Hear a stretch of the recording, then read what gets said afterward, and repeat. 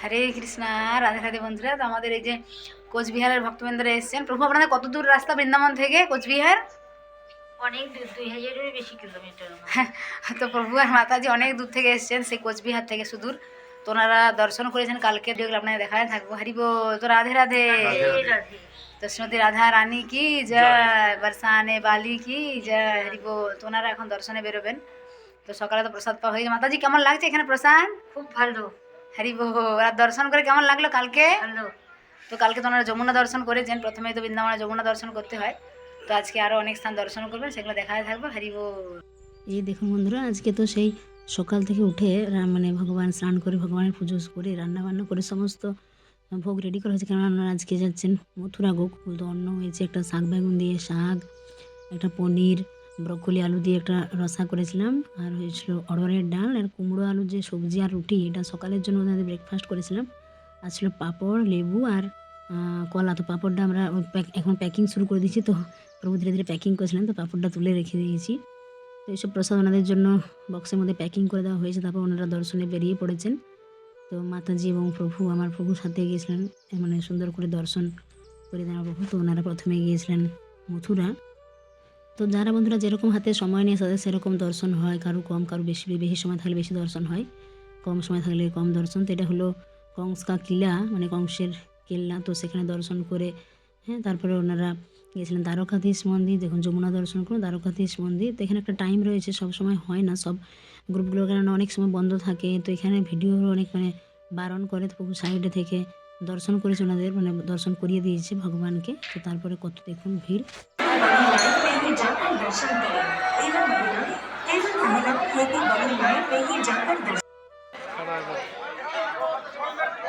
রাধে রাধে।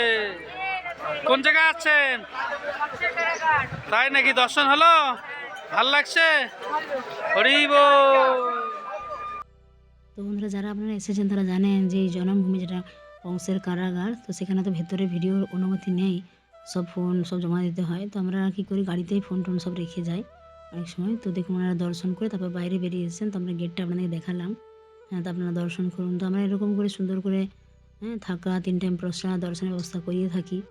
তো যারা বন্ধুরা আমাদের চ্যানেল নতুন, তারা অবশ্যই আমাদের চ্যানেলটিকে সাবস্ক্রাইব করবেন। আর যারা বৃন্দাবনে আসতে চান তারা যোগাযোগ করবেন। তো আগে থেকে বুকিং করতে হয়। এই মাতাজিদের তো আমরা ভাবছিলাম এই সময় ওয়েস্ট বেঙ্গল যাব। তো হঠাৎ করে আমরা যেহেতু যাইনি, আমাদের যাওয়াটা ক্যান্সেল হয়েছে। তো ওনারা আমাদের বারবার ফোন করছিলেন যে এখানে আসার জন্য, কারণ আমাদের সাথে কথা বলে ওনাদের একটা ভরসা হয়েছে।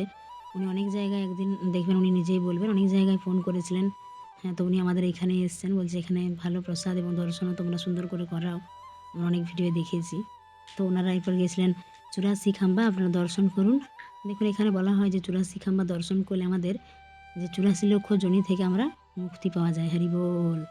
তো বন্ধুরা, এরকম অনেক বৃন্দাবনে অনেক হিস্ট্রি রয়েছে, অনেক ইতিহাস রয়েছে। তো আমরা সুন্দর করে সমস্ত যে ভগবান কী লীলা করেছেন সব সুন্দর করে ভক্তদের দর্শন করিয়ে থাকি।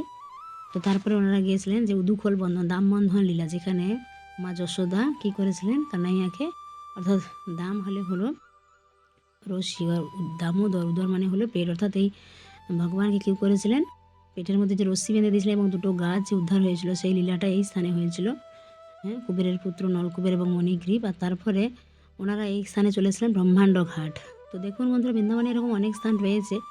তো ব্রহ্মাণ্ড ঘাটের ইতিহাস রয়েছে। ভগবান কী করেছিলেন, ছোটোবেলায় গোপাল এখানে কী করেছিলেন না, মাটি খেয়েছিলেন। তো যখন মা যশোদা আসেন এবং হাঁ করতে বলেন, তখন মুখের মধ্যে তিনি ব্রহ্মাণ্ড দেখতে পেয়েছিলেন। হরি বল। তো সেই থেকে এই ঘাটের নাম হয়েছে ব্রহ্মাণ্ড ঘাট। তো এখানে আমরা ভক্তদের নিয়ে আসলে ভক্তদের দর্শন করে অনেক খুশি হয়। তো তারপরে দেখুন, তারপরে ওনারা চলেছিলেন চিন্তাহরণ মহাদেব। কারণ দেখুন, মা যশোদা তিনি তো সবসময় কী করতেন, তার সন্তান অর্থাৎ গোপালকে কী করতেন, এত বাৎসল্য প্রেম তার, অর্থাৎ সন্তান ভাই ভালোবাসতেন। তিনি তো মনে করতেন যে আমার ছেলে ভগবান, তাই না? তো এখানে চিন্তাহরণ অর্থাৎ আমার সমস্ত চিন্তা তিনি দূর করেন। তো মহাদেবের কাছে এসে তিনি বলতেন যে আমার লালাকে যেন সুরক্ষিত থাকে, ভালো থাকে। তো সেই জন্য এখানে নাম চিন্তাহরণ মহাদেব। আর তারপরে ওনারা এসেছিলেন রাভেলে, যে বৃক্ষটা আপনাদেরকে দেখালাম বন্ধুরা, এটা হলো যুগল পেড়, আপনারা দর্শন করলেন। তারপরে দেখুন রাধারানী, ছোট্ট রাধারানী কত সুন্দর বসে আছেন। রাভেল, যেখানে রাধারানীর জন্মস্থান। অনেকে এই জায়গাটা দর্শন করে না, অনেক গাড়ি নিয়ে যায় না। তো আমরা সবাই ভক্তবৃন্দকে নিয়ে যাই। তারপরে দেখুন বন্ধুরা, এটা হলো কল্পবৃক্ষ, অর্থাৎ এখানে দেখুন ওই যে দূরে একটা দেখছেন বৃক্ষ, এটা হলো কল্পবৃক্ষ। আর এখানে অনেকে মনস্কামনা অর্থাৎ যার যা ইচ্ছা থাকে, ভগবান তো অন্তর্যামী, ভগবান তো সব জানেন, কিন্তু আমাদের ভক্তরা কী করে তাদের মনের যে ইচ্ছা, হ্যাঁ, সেগুলো ভগবানকে জানানোর জন্য এই যে এখানে দেখছেন আপনারা চূর্ণিগুলো এগুলো বেঁধে দেয়। তো এরকম অনেক দিব্য দিব্য স্থান রয়েছে আমাদের বৃন্দাবনে। তো এখানে দেখুন রাধাকৃষ্ণ ছোট্ট কত সুন্দর, হ্যাঁ, ঝুলন দোলায় অর্থাৎ দোলনাতে রয়েছে। তো এখানে সবসময় দোলানো যায়, অনেক টাইম থাকে, এক একটা ঠিক টাইমে যদি পৌঁছাতে পারা যায় তাহলে দর্শন হয়, আর সেই টাইম পার হয়ে গেলে তো দর্শন হয় না। তো এই একটা ব্যাপার রয়েছে। দেখুন রাধাকৃষ্ণ কত সুন্দর, রাধা কৃষ্ণ প্রাণ মোর যুগল কিশোর, জীবনে মরণে গতি আর নাহি মোর। রাধে রাধে। কোন জায়গায় আসছেন? মানসরোবর দর্শন হলো, কেমন লাগছে? হরি বল, রাধে রাধে, রাধে রাধে। তো এখানে দেখুন বন্ধুরা, তারপরে আমাদের ভক্তবৃন্দরা মানসরোবর আপনারা দর্শন করুন। এখানে কি হয়েছিল, রাধারানী একবার মান করেছিলেন অর্থাৎ অভিমান। তো সেই রাধারানীর অভিমান থেকে অর্থাৎ মান থেকে যে অশ্রু বর্ষিত হয়ে এই যে সরোবর তৈরি হয়েছিল। হরি বল। তো এরকম কত দেখুন দিব্য স্থান রয়েছে বৃন্দাবন ধামে। তো বলা হয় এই সমস্ত সরোবর বা এই সমস্ত কুণ্ড দর্শন করলে আমাদের দেহ মন সমস্ত কিন্তু পবিত্র হয়ে যায়। রাধে রাধে। তারপরে আমাদের ভক্তবৃন্দরা চলে এসেছিলেন ভান্ডির বন। তো দেখুন বন্ধুরা, আমরা সবাই জানি যে ভান্ডির বনে কী হয়েছিল, এখানে ভগবান শ্রীকৃষ্ণ এবং রাধারানীর বিয়ে হয়েছিল, তার প্রমাণ রয়েছে এখনও। সেই বৃক্ষ এখনও দেখুন রয়েছে, আপনারা দর্শন করুন। তো এখানে বন্ধুরা অনেক নিয়ম রয়েছে। বলা হয় যদি যারা স্বামী স্ত্রী যুগলে আসে, যেহেতু আমাদের যে 7 পাকে বাঁধা হয় 7 ফেরে, তো 7বার ফেরে নিতে হয়। তখন এখানে দেখুন ব্রহ্মাজি রাধাকৃষ্ণের যে বিয়ে দিয়েছিলেন তার প্রমাণ এখনও রয়েছে। তো এই মন্দিরে আসলে এখানে মানে স্বামী স্ত্রী কী করে 7বার ফেরে নেয়, মানে মানে এই যে বৃক্ষ রয়েছে যেখানে বিয়ে হয়েছিল রাধাকৃষ্ণের, সেটা 7বার পরিক্রমা করে। হরি বল, রাধে রাধে। তো এরকম বৃন্দাবনে অনেক হিস্ট্রি রয়েছে, অনেক লীলা রয়েছে। তো আপনারা দর্শন করুন, দেখুন কত দিব্য দর্শন। আর এই দেখুন বন্ধুরা, এখানে যে হস্তবন্ধন হয়েছিল এই বৃক্ষ কিন্তু তারও প্রমাণ।